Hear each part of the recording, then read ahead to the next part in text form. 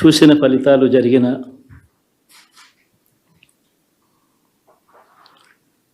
పరిస్థితులు చూస్తే నిజంగా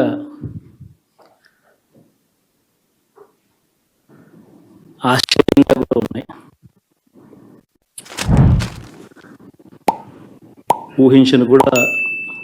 ఊహించలేదు ఇలా జరుగుతుందని, ఇలా వస్తాయని కూడా.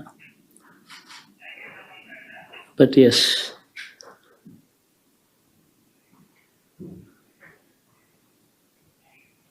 అమ్మఒడి అందుకున్న 53 లక్షల మంది తల్లులకు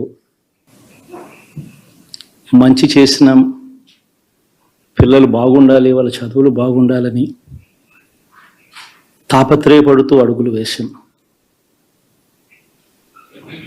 మరి అక్క చెల్లెమ్మల ఓట్లు ఏమయ్యాయో తెలీదు. 66 లక్షల మంది అవ్వాతాతలకు, వితంతులకు, వికలాంగులకు గతంలో ఎప్పుడు జరగని విధంగా మంచి చేశాం. వారి కష్టాల్లో తోడుగా ఉంటూ, వారి కష్టాన్ని అర్థం చేసుకుంటూ,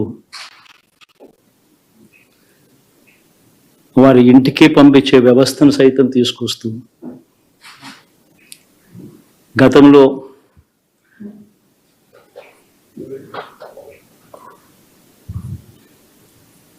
మా ప్రభుత్వం అధికారంలోకి రాకమునుపు ఇస్తా ఉన్న చాలని పెన్షన్ నుంచి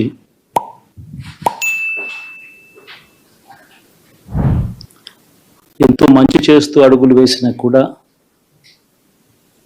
ఆ అవ్వాతాతలు చూపిన ఆప్యాయత ఏమైందో కూడా తెలియడం లేదు. దాదాపుగా 1,05,00,000 మందికి, పొదుపు సంఘాల అక్క చెల్లెమ్మలకు మంచి జరిగిస్తూ, వారి కష్టాలనే మా కష్టాలుగా భావిస్తూ, ఇచ్చిన ఏ మాట తప్పకుండా అన్ని రకాలుగా వాళ్ళకు అండగా ఉంటూ,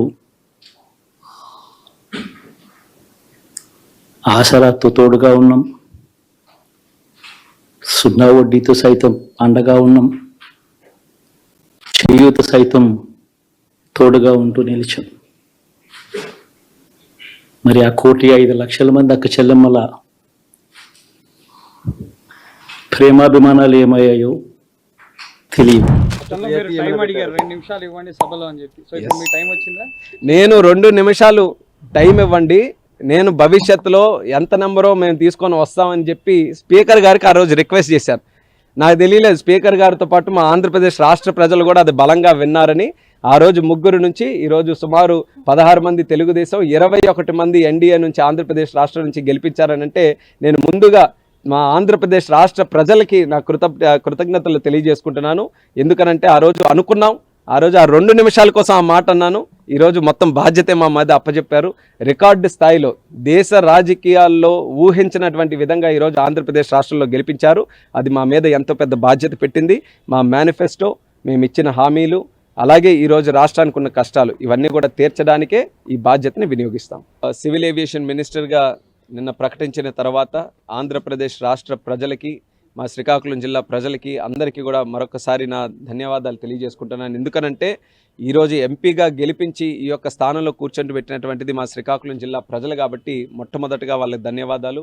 అలాగే ఎంతో పెద్ద బాధ్యత సివిల్ ఏవియేషన్ మినిస్ట్రీ అనంటే దేశంలోనే ఒక అతిపెద్ద మినిస్ట్రీలో ఒకటి, చాలా స్కోప్, చాలా పొటెన్షియల్ ఉన్నటువంటి మినిస్ట్రీ. అలాంటి మినిస్ట్రీ అత్యంత చిన్న వయసులో ఉన్నటువంటి క్యాబినెట్ మంత్రిగా నా మీద మోదీ గారు పెట్టినందుకు ఆయనకు కూడా నా ధన్యవాదాలు తెలియజేసుకుంటున్నాను. మరి అలాగే మా నాయకులు చంద్రబాబు నాయుడు గారు, లోకేష్ అన్న గారు, పవన్ కళ్యాణ్ గారు, మరి మా అమ్మగారు, మరి మా సతీమణి, మా బాబాయ్ అచ్చెన్నాయుడు గారు, ఇలా చెప్పడానికి చాలామంది ఉన్నారు. ఎందుకనంటే ఈ స్థానం చిన్న స్థానం కాదు. భారతదేశంలో ఒక కేంద్ర మంత్రిగా ఈరోజు మనం ఉన్నామనంటే ఆ స్థానం కల్పించడానికి కొన్ని లక్షల మంది, వేలాది మంది ఈరోజు దానికి సహాయ సహకారాలు అందించారు. వాళ్ళందరికీ కూడా నా ధన్యవాదాలు తెలియజేసుకుంటూ, అలాగే ముఖ్యంగా నేను తలుచుకోవాల్సినటువంటిది మా తండ్రి ఎర్రనాయుడు గారు. ఆయనకి కూడా ఎప్పుడు కూడా నిరంతరం ఆయన ఆశీస్సులు నాకు అందిస్తూనే ఉన్నారు. ఆయన ఒక మంచి ఫౌండేషన్ వేసి నాకు రాజకీయంగా ముందుకు నడవడానికి ఒక బలమైనటువంటి మార్గాన్ని నా ముందు ఉంచారు. కాబట్టి మరి ఎర్రనాయుడు గారు పైనుండి నాకు ఎప్పుడు కూడా ఆశీర్వదిస్తున్నందుకు మా నాన్నగారికి కూడా మరొకసారి నేను స్మరించుకుంటున్నాను. ఆయన ఆత్మకి శాంతి కలగాలని కోరుకుంటున్నాను. మరి ఇచ్చినటువంటి ఈ సివిల్ ఏవియేషన్ పదవి ఏదైతే ఉందో రాష్ట్రానికి 100% న్యాయం చేయడంలో ఎక్కడ ఏ కోణాన్ని కూడా విడిచిపెట్టకుండా కష్టపడడానికి నేను సిద్ధంగా ఉన్నాను. సివిల్ ఏవియేషన్ మినిస్ట్రీ ద్వారా ఆంధ్రప్రదేశ్ డెవలప్మెంట్కి అద్భుతంగా మనం చేయొచ్చు. ఎయిర్పోర్ట్స్ డెవలప్మెంట్లో కానీ, జాబ్ క్రియేషన్లో కానీ, ఇన్ఫ్రాస్ట్రక్చర్ క్రియేషన్లో కానీ, ఇలా చాలా ఆస్పెక్ట్స్లో సివిల్ ఏవియేషన్ మన రాష్ట్రానికి సంబంధించి చాలా అద్భుతమైనటువంటి అవకాశాలు ఉన్నాయి. అన్నిటికంటే ముందు టాప్ ప్రయారిటీగా మనం తీసుకుంటే భోగాపురం ఎయిర్పోర్ట్, దాన్ని జెట్ స్పీడ్లో కంప్లీట్ చేసి దానికి అక్కడ ఇన్ఫ్రాస్ట్రక్చర్ అంతా కూడా పూర్తి చేసి ఇమీడియట్గా ఒక ఫ్లైట్ ల్యాండింగ్ అయ్యే విధంగా ఒక పక్కా ప్లానింగ్తో ఒక మిషన్ మోడ్ మీద వార్ ఫుటింగ్ మీద భోగాపురం ఎయిర్పోర్ట్ని మేము కంప్లీట్ చేసి ఉత్తరాంధ్రకే ఒక ప్రధాన హబ్గా ఆ ఎయిర్పోర్ట్ని మేము తయారు చేయబోతున్నామని కూడా నేను ముందుగా హామీ ఇస్తున్నాను. చంద్రబాబు నాయుడు గారి తాలూకా గైడెన్స్లో ఈ మినిస్ట్రీని ఆంధ్రప్రదేశ్ రాష్ట్రానికి ఏ రకంగా కార్యక్రమాలు చేయాలన్నది ఆయన ఆలోచనలు కూడా గైడెన్స్ని కూడా తీసుకొని ముందుకు నడుస్తాం. అలాగే నా వ్యక్తిగతంగా కూడా ఈరోజు చిన్న వయసులో ఒక మినిస్ట్రీ నా భుజాల మీద పెట్టడం జరిగింది కాబట్టి దేశ ప్రజలకు కూడా ఒక మెసేజ్ మనం అందించాలి, ఒక మార్క్ మనం ఇవ్వాలి. యంగ్స్టర్స్ కూడా ఏదైనా ఇస్తే అది సాధించగలరు, యంగ్స్టర్స్లో ఆ ప్రతిభ ఉంది, ఆ టాలెంట్ ఉందనేది దేశ ప్రజలకు కూడా ఒక మంచి మెసేజ్ ఇచ్చే విధంగా సివిల్ ఏవియేషన్లో ఒక మంచి మార్క్ వదిలే విధంగా మరి భవిష్యత్తులో కృషి చేయాలన్నటువంటి ఆలోచనతో నేను ఉన్నాను. అందులో గడ్కరీ గారు నాకు ఇన్స్పిరేషను. రోడ్స్ అండ్ ట్రాన్స్పోర్ట్ ఇచ్చిన తర్వాత అద్భుతాలు సృష్టించారు హైవేస్లో.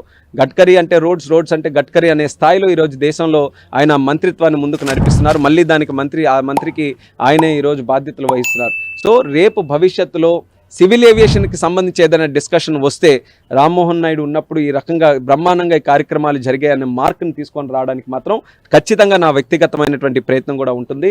ఇంకో 2 రోజుల్లో రేపు చంద్రబాబు నాయుడు గారి తాలూకా స్వేరింగ్ ఇన్ సెరమనీ మన అమరావతిలో మనం పెట్టుకున్నాం.